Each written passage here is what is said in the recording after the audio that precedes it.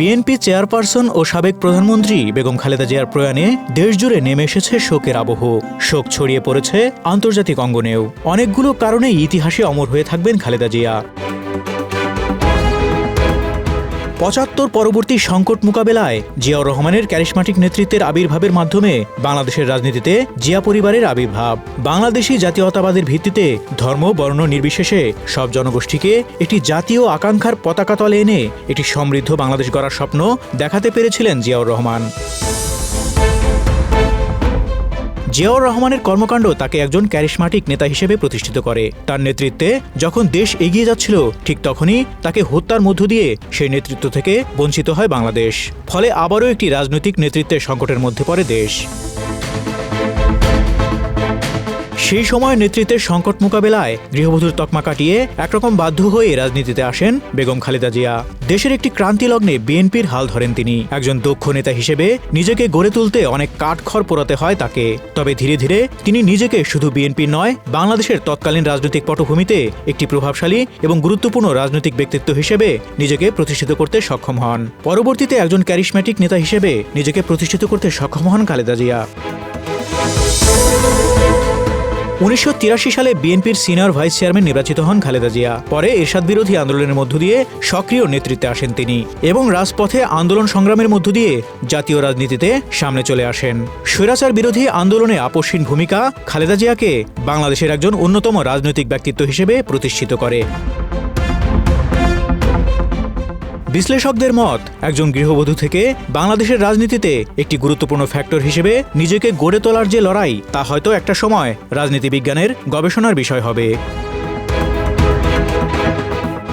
বিভিন্ন সময়ে বাংলাদেশের ক্রান্তিকালে বিএনপি যখন সামনে এসেছে, তখন খালেদা জিয়ার অবদান ছিল সর্বাগ্রে। যেমন ৯০-এর গণঅভ্যুত্থানের সময় এবং পরে খালেদা জিয়ার নেতৃত্বে দেশ পুনর্গঠনের প্রচেষ্টা অনস্বীকার্য। বিতর্কিত ১/১১ সরকারের সময় তার দুই সন্তান তারেক রহমান ও আরাফাত রহমানের ওপর অমানসিক নির্যাতন হওয়ার পরও তিনি এই দেশ ছেড়ে যাননি। পরে তার ছোট সন্তান আরাফাত রহমানের মৃত্যু তাকে টলাতে পারেনি।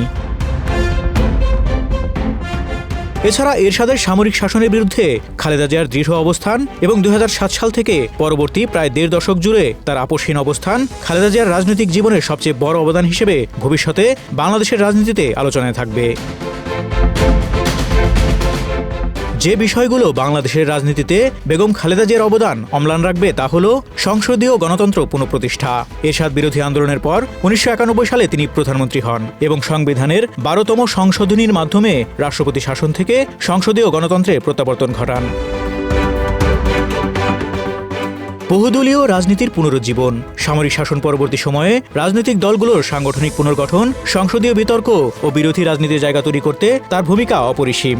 এছাড়া নারী শিক্ষায় তার অসামান্য অবদান মনে রাখবে বাংলাদেশের মানুষ।